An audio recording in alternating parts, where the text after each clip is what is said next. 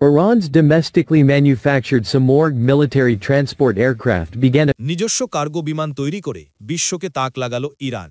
যে কাজটি একসময় কেবল প্রযুক্তিগতভাবে উন্নত দেশগুলোই করতে পারত, সেই কাজেই এখন নিজেদের নাম লিখল তেহরান। বিশ্বের মাত্র ২০টিরও কম দেশ যেখানে নিজস্ব নকশায় বিমান তৈরি করতে সক্ষম, সেখানে ইরান দেখালো এক চমক। দেশটি সফলভাবে উড্ডয়ন করিয়েছে নিজস্ব প্রযুক্তিতে তৈরি সিমোর্গ নামের একটি কার্গো বিমান। বলা হচ্ছে এই সাফল্য শুধু প্রযুক্তিগত নয়, এটি ইরানের আত্মনির্ভরতার প্রতীক। দীর্ঘ ১৫ বছরের পরিশ্রম, গবেষণা আর নিষেধাজ্ঞার দেয়াল পেরিয়ে জন্ম নিয়েছে সিমোর্গ। ফার্সি পুরাণে এক কিংবদন্তি পাখির নামে নামকরণ করা হয়েছে বিমানটির, যেন প্রতীক হয়ে ওঠে ইরানের অদম্য উড্ডয়নের।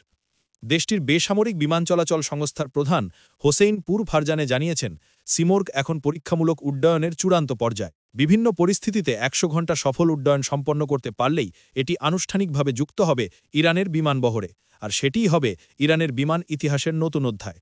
সিমোর্গের দুটি ২৫০০ হর্স পাওয়ারের engine ৬ metric ton cargo ৩৯০০ kilometre দূরত্বে পৌঁছে দিতে সক্ষম।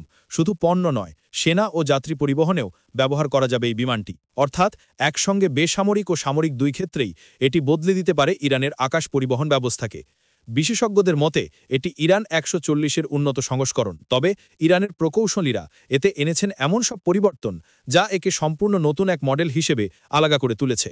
নতুন ইঞ্জিন, পরিবর্তিত নকশা আর হালকা কাঠামো, সব মিলিয়ে এটি হয়ে উঠেছে আরও দ্রুত, কার্যকর ও নিরাপদ। প্রতিরক্ষা মন্ত্রণালয় বলছে, সিমোর্গ শুধু ইরানের জন্যই নয়, বরং গোটা অঞ্চলের জন্য এক নতুন বার্তা যে প্রযুক্তিগত স্বনির্ভরতা এখন আর পশ্চিমা বিশ্বের একছত্র অধিকার নয়। নিষেধাজ্ঞার বেড়াজাল ভেদ করে এই অর্জন যেন প্রমাণ করে, ইচ্ছা থাকলে পথ তৈরি হয় নিজেই। ইরানের কর্মকর্তাদের আশা, খুব শীঘ্রই সিমোর্গ শুধু কার্গো পরিবহনেই নয়, বরং মেডিকেল ফ্লাইট বা স্বল্প দূরত্বের যাত্রীবাহী বিমান হিসেবেও যুক্ত হবে তাদের বহরে। আর সেটি হলে আকাশে আরও একবার নিজের সক্ষমতার প্রমাণ রাখবে ইরান, একটি দেশ যে বিশ্বকে আবারও দেখালো নিষেধাজ্ঞা থামাতে পারে না স্বপ্নের উড্ডয়ন।